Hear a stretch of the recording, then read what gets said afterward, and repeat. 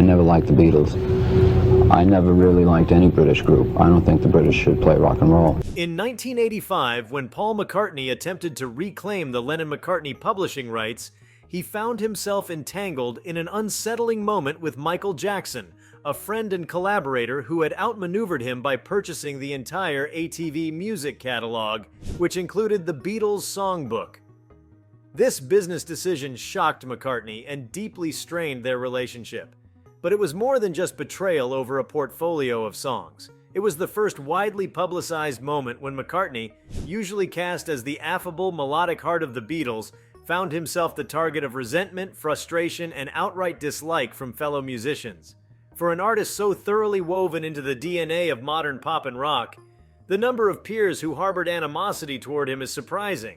And yet, across decades, 6 towering musical figures made no secret of their distaste.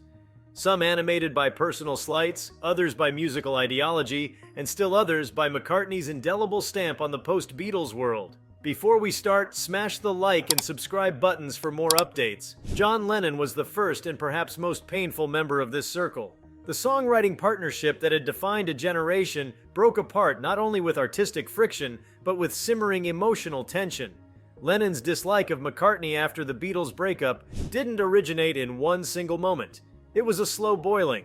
The friction started during the later years of the band as McCartney increasingly took charge in the studio, steering their direction with a sometimes dictatorial hand. Lennon, whose creativity was turning more introspective and political, bristled at McCartney's emphasis on polish, control, and melodic accessibility. The famous moment during the recording of Let It Be, when George Harrison sarcastically told Paul he'd play whatever he wanted him to, encapsulated a broader frustration that Lennon echoed more directly. After the breakup, Lennon repeatedly criticized McCartney's solo work, calling it insubstantial and trite. Their musical tastes had diverged sharply.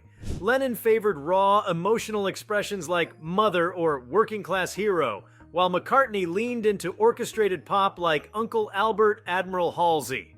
For Lennon, this felt like betrayal, not of him personally, but of their original rough-edged spirit. George Harrison, though quieter, also nurtured a powerful animosity toward McCartney. It wasn't as explosive as Lennon's, but it was possibly more deeply rooted. Harrison had spent much of his early Beatles years fighting for space in a band overshadowed by the Lennon-McCartney juggernaut. By the late 60s, he had found his own voice, producing songs like Something and Here Comes the Sun, which rivaled anything his bandmates wrote. Yet McCartney's domineering presence in the studio remained. Harrison felt stifled by Paul's perfectionism and his frequent attempts to direct the playing of others. This led to Harrison's temporary walkout during the Get Back sessions, and though he returned, the wound lingered. After the Beatles' breakup, Harrison rarely spoke highly of McCartney's musicianship or leadership. Their awkward relationship continued through various collaborations, where Harrison often treated McCartney with icy civility or outright avoidance. The depth of his disdain was never theatrical. Harrison wasn't that kind of person, but it was cutting in its persistence, carried quietly through the years. Elvis Costello is another figure whose collaboration with McCartney devolved into discontent. Initially, the partnership seemed inspired.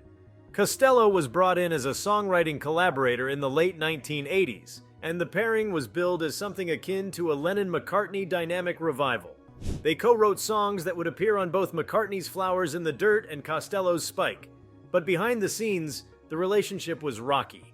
Costello, known for his exacting standards and acerbic tongue, quickly tired of McCartney's working style. He found Paul's control over the sessions suffocating and was put off by what he viewed as shallow instincts. He wanted to challenge McCartney artistically, to pull him into darker, more confrontational terrain. McCartney, perhaps sensing echoes of his past clashes with Lennon, pushed back. The tension mounted, and though the songs produced were strong, the personal chemistry was toxic.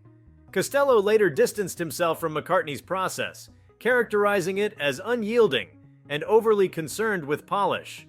What could have been a modern-era renaissance for McCartney instead became another reminder that collaboration with him came at a steep interpersonal cost. David Gilmour's distaste for McCartney took a more philosophical turn. As the guitarist and de facto leader of Pink Floyd in the post-Waters years, Gilmour admired ambition and scale in music. He respected Lennon and appreciated the experimental courage of some Beatles records, especially Revolver and Sgt. Pepper's. But he saw McCartney as the less adventurous partner, the more commercial, emotionally opaque side of the equation. Gilmour once privately criticized McCartney's post-Beatles output as anodyne and lacking in conceptual daring. For a man deeply invested in the epic narrative arc of albums like The Wall and Wish You Were Here, McCartney's lighthearted tune-first approach felt trivial. Though they occasionally moved in similar circles and even collaborated peripherally, Gilmour played guitar on No More Lonely Nights. Gilmour remained coolly distant. His critique wasn't personal so much as artistic. But in the fiercely tribal world of British rock, where authenticity and artistic credibility are paramount, such disdain carried a potent sting.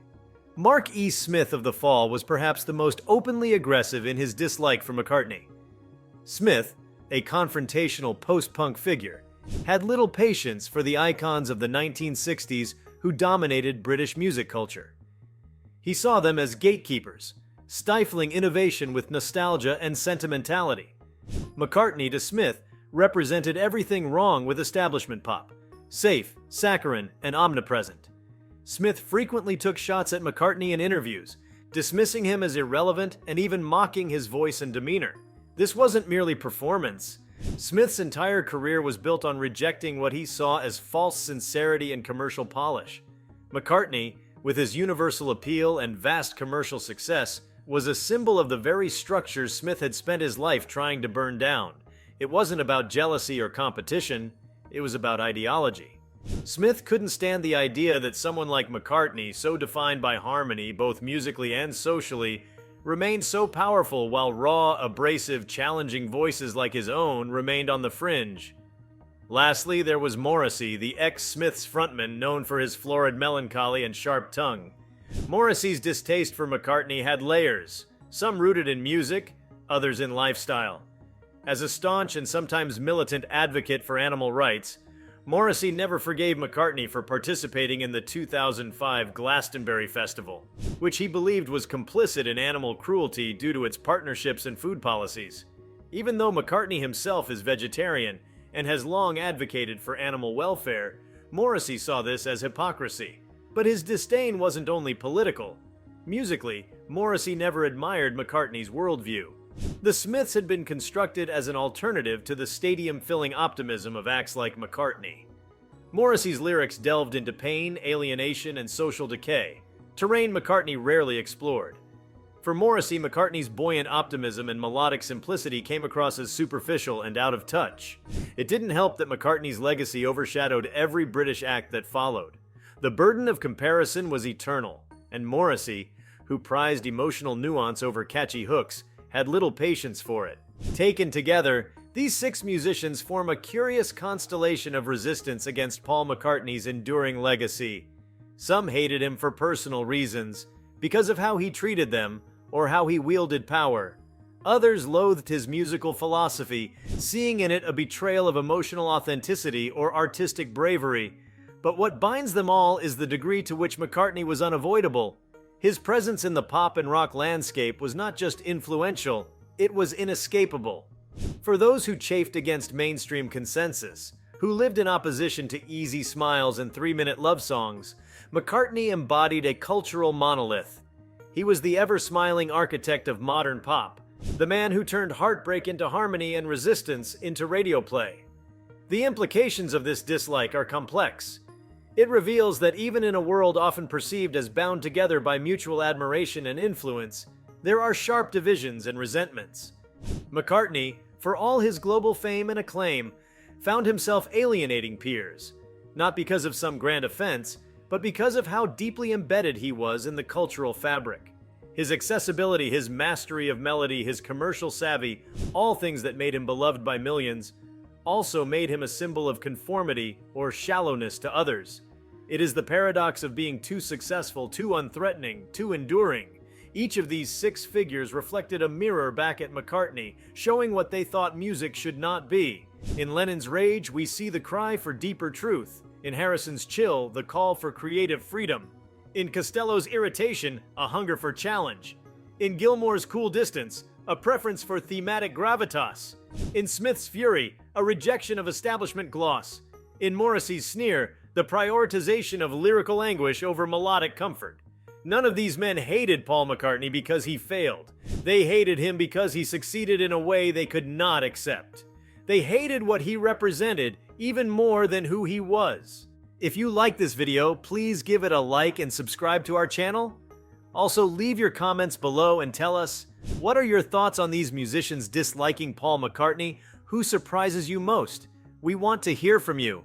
Thank you for watching and see you next time.